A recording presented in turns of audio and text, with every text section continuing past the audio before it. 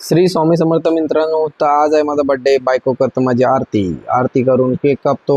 Cake कापून मग आमच्या भिवंडीमध्ये नवीनच लॉन्च झाले ना मॅकडी. आम्ही जाऊन असं होणारच नाही. मग गेलो पटापट आत. आत गेले ऑर्डर. पटापट ऑर्डर आली. मग कारला काम. बायको तर कमी खा जरा, बर्थडे आहे तुमचा. मग घेतला केक भाषेच्या बड्डेला. मलिच्छा घेऊन निघालो आम्ही धामणगावला. मग धामणगाववर बघता तर भाऊजी बसले ना हॉटेलला फ्रूट खात. मग गेलो घरी. मग केली बहिणीसने आरती माझी.